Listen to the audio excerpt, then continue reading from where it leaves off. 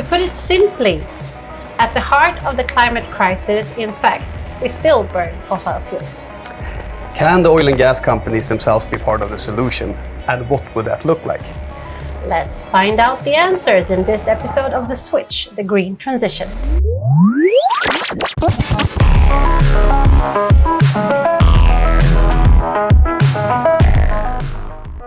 I'm very happy to introduce today's guest, one I've been hunting for about 2 years, Allyson Anderson Book, Chief Sustainability Officer at Baker Hughes. Welcome. Thanks for having me. And thanks for your patience while we set it up. Worth a while. Yeah, for sure. We are here at the Baker Hughes conference. Thank you for having us. Thank you for hosting us. And we are diving into yet another episode of The Switch. We are for sure. Yeah, are you ready for that, Alex? I am definitely ready. I'm super happy to have you here, Allyson. You're ready, the guest is ready, the buttons are there, so let's hit it off. Let's do it.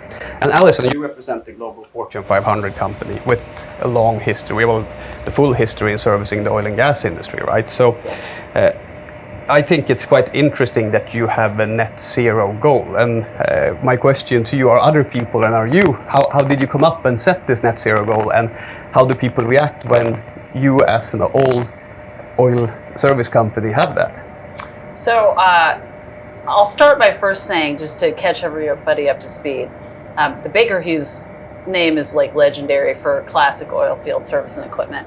But we at the time that the goal was set for net zero, we had come together with GE. And then subsequently, shortly thereafter, we're spun out. Okay, so that new version of us spun out in 2019. And when that happened, we didn't just stay in oil field service and equipment. We also brought in this industrial energy technology manufacturing. That's that heavy industrial equipment, digital solutions, et cetera. So the course of Baker Hughes's 100-year plus trajectory changed a little bit. So it's a little bit more fulsome now. Now, at that time, because now we have these different, at that time it was 4 different product companies, a different landscape, frankly. The board and my predecessor, who was a really brilliant woman, they sat down and said, what can we do on emissions reduction? Because we thought at that time, with that collection of products and services in our portfolio, that we could start to move into the space of the energy transition a little bit more. And quite frankly, you really do need that to help our customer base transition to a lower carbon world. So fossil fuels are going to be here for a long time. We want to make sure that we can make it as efficient as possible, that we can continue to make it lower emission, come up with real abatement solutions, because no company gets to net zero in the future without something like carbon capture and storage. And so when they came up with that, they'd done some last minute modeling. I really congratulate our board, because the board had the knowledge and insight to trust that the analysis was sound, and they made a decision right before an annual meeting to have that be the major announcement in 2019. Now, I wasn't actually here then. I was still running a nonprofit at the time, but they called me a little while after that, later on in the year, and said, "Hey, would you come over and help us put our pledge into action?" Yeah. And so that's where initially I wasn't really sure that I could do that. I was like, "Are you sure? I mean, why are you calling me?" I'm like, "I did this other thing," and basically I was convinced that this is exactly what I've been working on for the last 15 years or so at that point, and moved over to Baker Hughes to help them get started. That's fantastic. Interesting. I mean, you said you were working at a nonprofit and so on. Did you ever hesitate in order going into a company like Baker Hughes and what they stood for? If we say that, then they were in transformation, but in that, did you ever hesitate? Did you get any pushback from people around you? I've never gotten any pushback, okay, but I came out of oil and gas very early. I mean, my just to catch everyone up, my background initially was paleoclimate. Paleoclimatology is the study of the climate history of the Earth.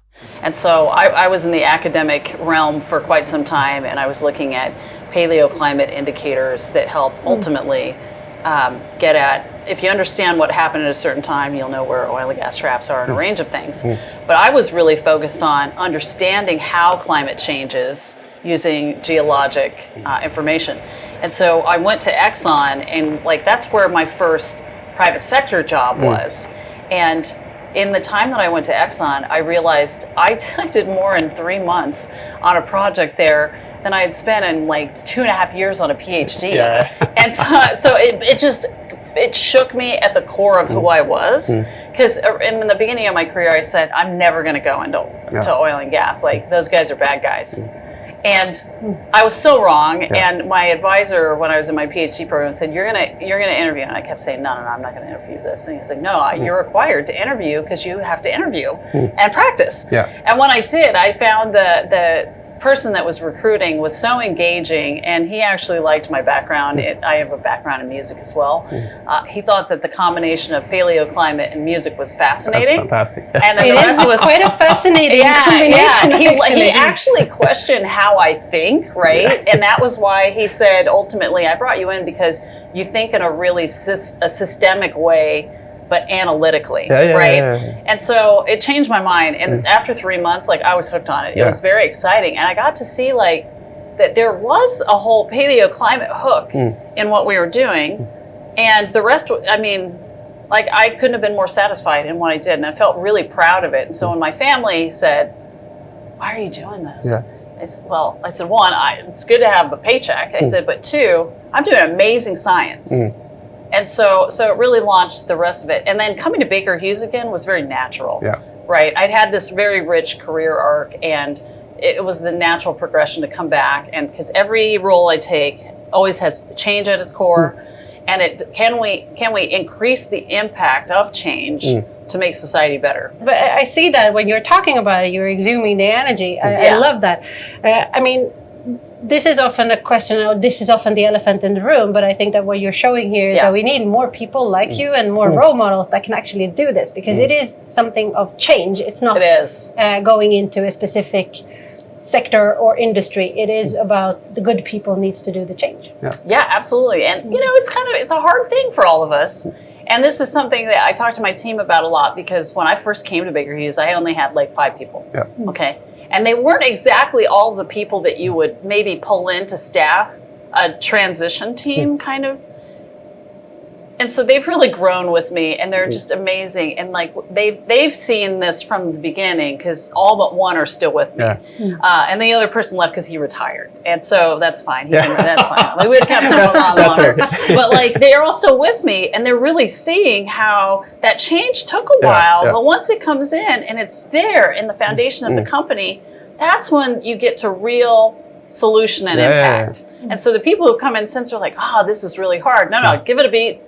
Like, change takes time. You have to have a deep well of patience. I talk about having a well of patience fills up every day when you sleep. And you've got to be persistent. No pun intended in this industry, right? Exactly. That is something I use a lot, because everyone understands that. First thing is change management, making sure you understand what motivates people. All right. Being persistent and consistent, and consistent, and then ultimately making it really personal for people. And so we'll talk a little bit more about it, but the personal aspect is, I'll give one key example. During the pandemic, I thought that I honestly have thought I'm like, oh my God, this is never going to work now, because we had planned on catalyzing people in our buildings, right? But this actually worked to our advantage. With people in their homes and operating, suddenly the emissions of the companies were people's homes.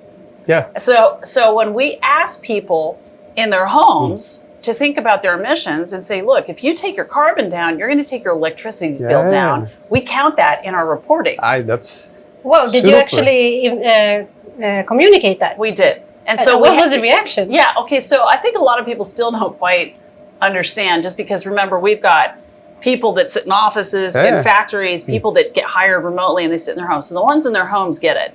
So the way that we made it real was because we like to study things. Okay, my team has some emissions experts. We study everything. We like to study, or a little academic sometimes. But in this case, we actually went and purchased home meters.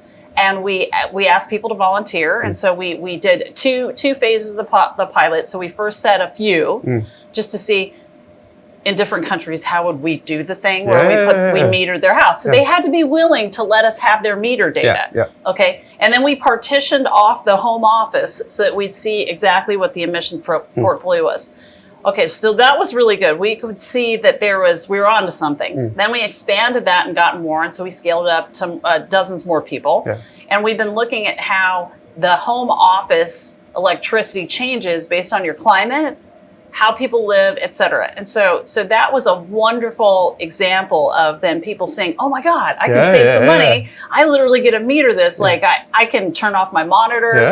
I can not use a printer. That was the first real deliberate piece of change in a project. Okay, but it also helped us quantify better so that we would know where we can make the biggest change. Sure. I would love to scale that to every company in the world. We need to start doing that, definitely. But I think because it's really a mindset, right? And that's when change starts happening. And so that, because it was personal, now scaling that up would have been very expensive to buy everybody meter. And frankly, there are some people who just don't want to do that. But we just look for examples where we can hit people in their personal pocketbook and save them money.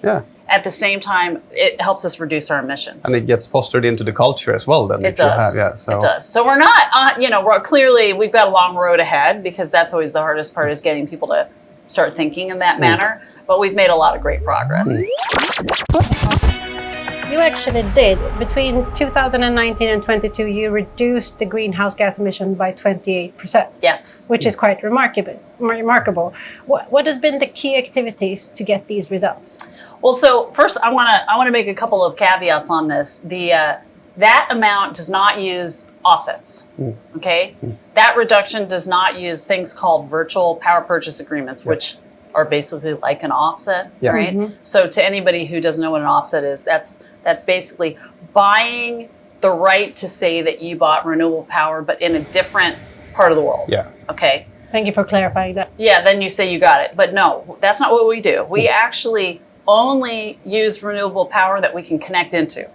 We have to be able to actually know that we pulled that electron from actual renewables, for instance. And so not using credits means we are reducing our emissions the hard way, right? We're not having someone else do it for us. We're actually reducing emissions. I'll give you one more. Thank you. Because you know what I say about offsets right now? Not for Baker Hughes. Thank you. Yes, not for Baker Hughes. Yes. All right. So, and I say that because there's a really important detail to the energy transition. It's that if you buy something every year to sort of, you're not covering up your emissions, but you're kicking the can on actually reducing that. You spend more money every year, and so you actually add to your bottom line. And right now, we look at that nexus so really how we got to that deeper amount is, we looked at a classic program where we're trying to make our company more efficient. We call that cost out, where you reduce cost. Turns out when you're looking at cost reduction, you can also look at emissions reduction, and they go right together. Okay, so we now save money long-term and save emissions by coupling those two programs together. So what you're also saying is that by doing this, you're creating a stronger competitive advantage for Baker also. So by setting the net zero target, working in a better way, you're becoming more efficient, which will be a strength then. It is. So when we think about energy transition as part of our core business transformation, I have to go back to the fact that if we want to sell emissions reductions, we've got to be a world-class expert in doing this. This is why this is so important. I mean, we have goals around emissions reduction in our corporate, we call them goals and objectives, right? And so every person has it in their goals that they've got to think about how they're reducing their emissions, right?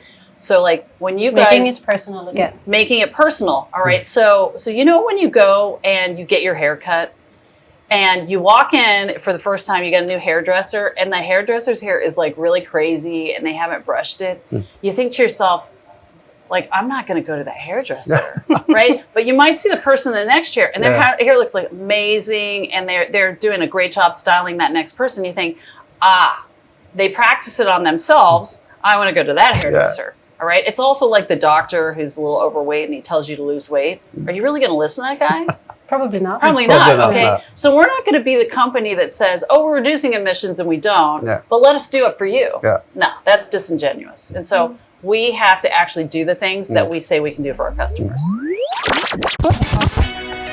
I mean, looking back to, we were talking about you reduced it by 28%, but what have been the most important tools that you've been using? Sure.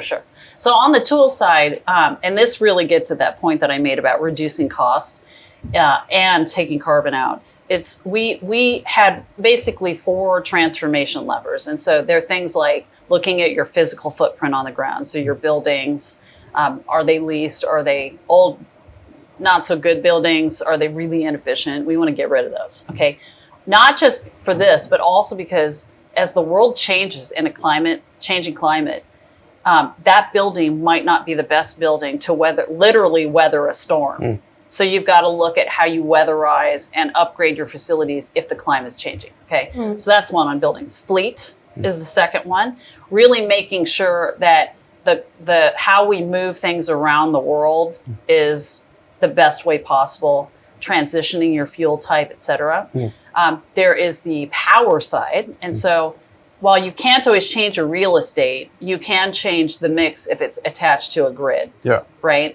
And so looking at how we interact with the grid system in a country is really important, and that's a pretty fast way. If the grid switches to a lower carbon state, you got it. All right. It becomes much harder when in parts of Europe that's a pretty, I would say, a brown grid, and they pull a lot of coal still. Yeah.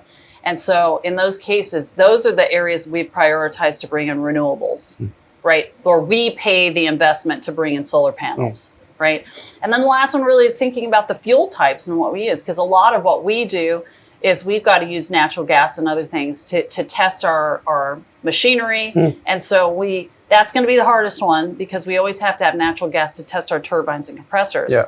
So we are ultimately looking at developing a transition to renewable fuel types so that we can displace the natural gas in that. Yeah. Interesting. And so those are the 4 on that. Now, it gets more complicated when you start to think about changing the emissions of our suppliers and who we sell our equipment to. Those are different levers entirely. Yeah. So that's when we get into the scoop 1, 2, 3, right? Yes. Can you explain scoop 1, 2, 3 so that a 10-year-old could I can. understand Okay. it? We're going to put scope 1 and 2 together. All right. And so let's just call those a supergroup.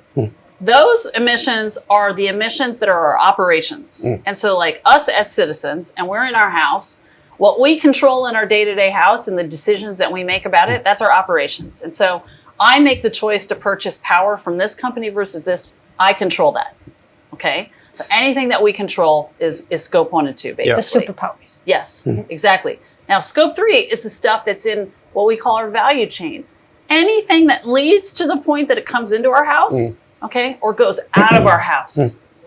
All right, so that's fairly simple. So when we go to the grocery store and buy our groceries as people, we can make better choices about the emissions and like what it took to ship that turnip from one part of the world to where I am today. Yeah. All right. So that's where my guilty pleasure comes in from grapes. I shouldn't eat them. I know where are grapes coming from. I know too. Not Sweden. Not Sweden. Definitely not Sweden. But you never know. Maybe there's some grape grower who has their own hydroponic, and you can source it locally. And so when we talk about scope 3, we're really talking about the stuff outside of our control that we purchase and we bring in. Who moves us around the world if we're not driving or walking, and then the stuff that we get out of our house. Like, when we flush the toilet, okay, or we throw away our trash, there are emissions around that. And that's just as important that we make good choices about who handles that for us. But how do you measure and, report the scope 3? Because that must be super difficult.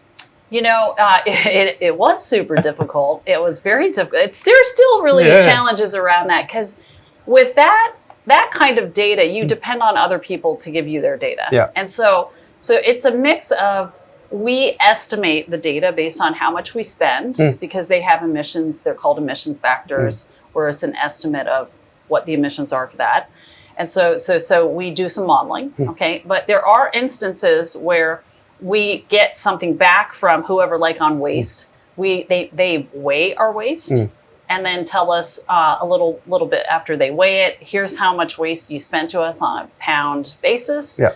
And so we get to calculate what the emissions are per pound or kilogram of that. So we've got ways of doing that, but it did take us a while to figure out how to do that. Yeah. But thankfully, there's a great accounting framework out there called the Greenhouse Gas Protocol. And that sets the groundwork, but implementing that is the hard part. Yeah. I get that. Yeah. Curious, out of these scoops, what keeps you up at night? You know, right now, I get kept awake at night for a range of issues. Okay, sometimes it's because I'm old and I just need to sleep. But the main reason on this is, I know that it's hard to change people's minds. Okay, that it's in their interest to do it, and so it's not so much it keeps me up at night in a bad way. It's that I'm excited at the challenge of how do we motivate people to see that it's in their interest to do this. I love that. Yeah, so that's one part. The having a bad dream part where when you wake up and stressed is in how governments are changing the rules around governing this kind of reporting. And so that Can you elaborate on that? What do you mean? Yeah. So because a lot of companies make these pledges that they're going to do, and countries, right? So Germany has a constitutional amendment that they will reduce their emissions by 2050 to net zero, which is mind-blowing for me that they do that. I mean, their constitution. So that just shows how serious the Germans are on this. And but doing that means you've got to really account very clearly and predictably with great data precision what your emissions reduction or increase looks like. And so governments right now are thinking like, how do we make sure that it's done in the same way, that it's produced at the same time as when companies' financial data comes out?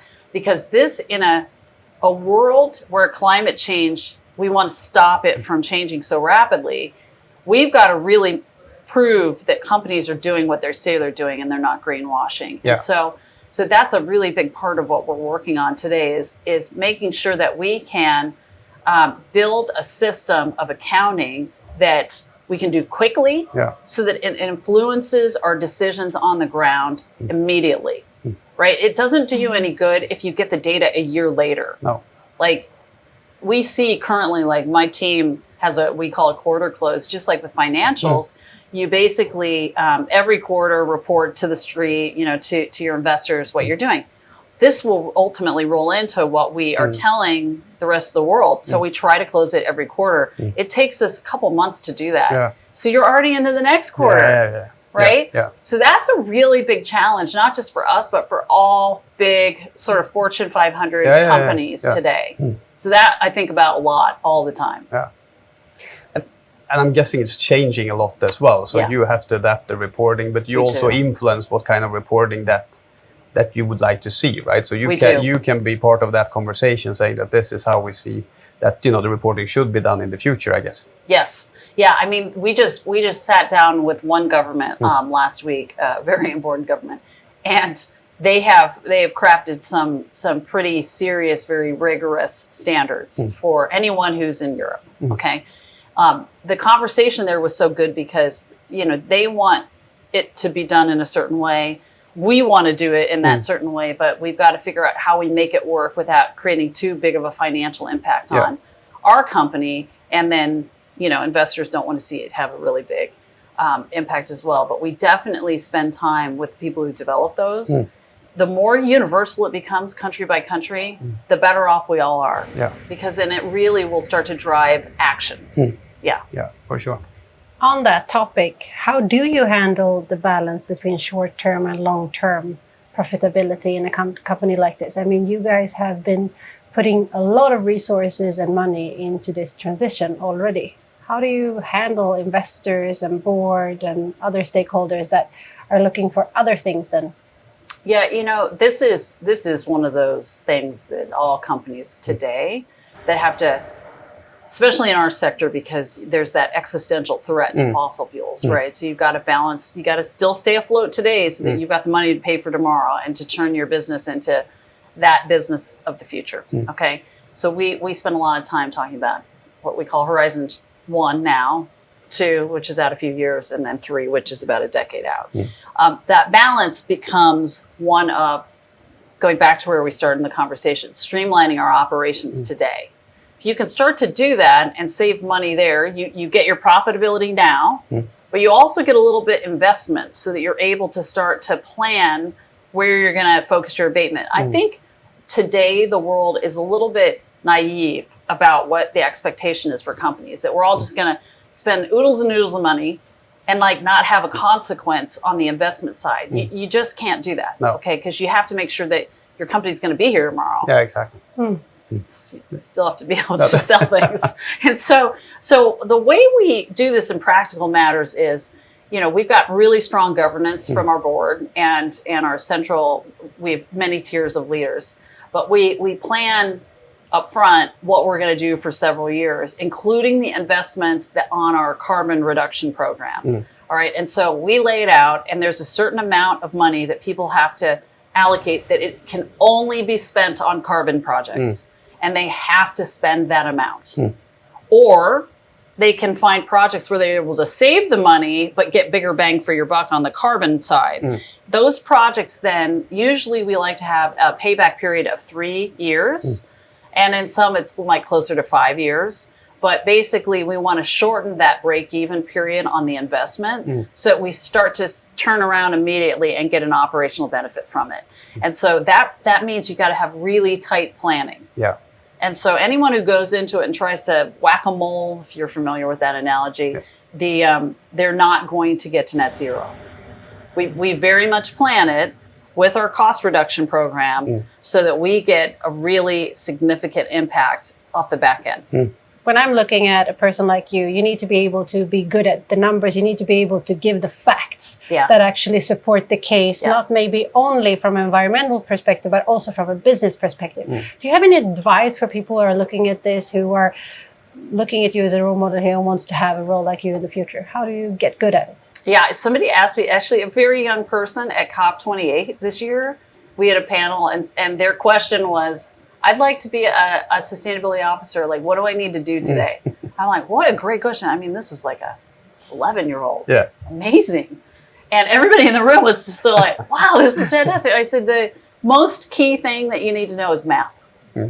That's it. I mean, like really basic. Everything, if you come in with a foundation of understanding numbers, you're gonna do well. All right. And then the next part of that is making sure that you can explain math in an approachable way. Yeah.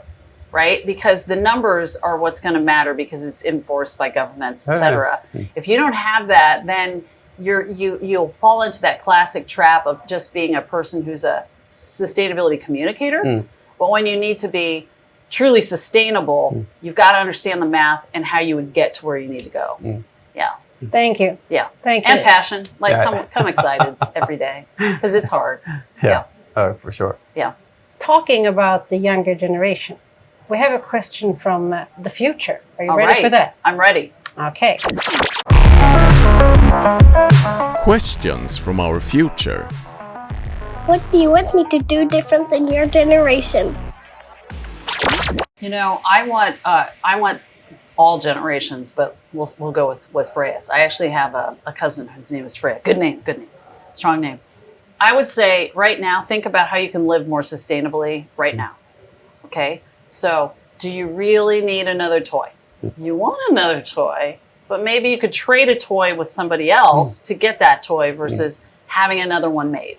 The more that we can reduce the things that we consume and buy, the better off the world's going to be. And right now, we all consume. I'm just guilty.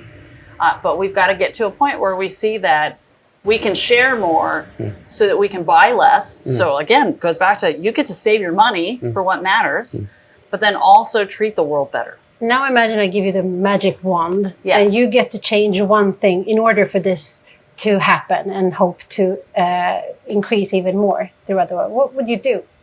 I mean, it could be anything. It could be anything. Could it be like magic? Okay. I would... Why not? Okay, so there are... Can it be two things? It's really two things. You have the magic wand, Okay, so it's it's up to magic. you. All You right. can wish Look for at how you're two. negotiating on the question here. Okay, so first of all, I would make sure that the world is powered. Straight up. If we could just get people on power from the get-go that's not brown, that's number one. Yeah. So there are too many parts of the world where people don't have power today, all right? And then the other part is make sure that people have access to water. If you suddenly have power and water for people, the entire quality of life goes up. That's when you start to see people invest a little bit more in education, because then they don't have to go and find water. No. They don't have to think about how to find resources to create fire in your house to cook, right? That whole quality of life goes up, and then people have time to be educated. They have time to spend in school and really learn about sustainable living. So suddenly people have access to food and water together, Yeah. electricity. The world will transform. Educated That's- people do more educated choices They do as well. They do. So great example. Yeah, I mean, the more women, like there are parts of the world where a woman's job is literally to go and walk a mile to go to a well to get clean water. If they didn't have to do that every day, think about what they could be doing with their time to really advance society. No, you Amazing. This is now you get me fired. Another statistic that the wealth of a country actually spikes when all women get access, not all women, but all people in the country get access to a washing machine. Yes. Because that lowers the amount of hours you need to do work, and that goes into education, and that in the end goes into more wealth for the country. So oh my Awesome. God! Nice. I'm there with you. Yes. Let's bring people up. Good Give them job. more time to focus on what matters. Yeah. Amazing. Alex, what are your thoughts listening to this conversation? Well, a lot of different thoughts, but the one I come up with right now is how I'm going to get my daughters not to ask me to buy toys, but are actually going to. Then you have to explain it to them. Yes, so that's what's on my mind right now. But no, it's been a fantastic conversation with you, Allyson. Thank you so much for joining. Thanks for having me, Yeah. and I guess my last final call to action, let's all agree to join in to take carbon out, and the world will be better. For sure. And awesome for that. Awesome for that. Second.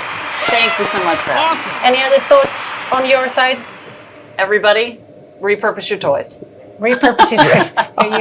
You heard it at the switch, and I hope that you listen, that you share this, that you subscribe, and make sure that someone else who doesn't listen to this gets this and shares it to the next one, because that's the only way we can actually make sure that as many as possible join this quest to do the switch. Thank you for joining us here today. Take care of yourself, and if you can, someone else. Thank you very much. Thank you. Thank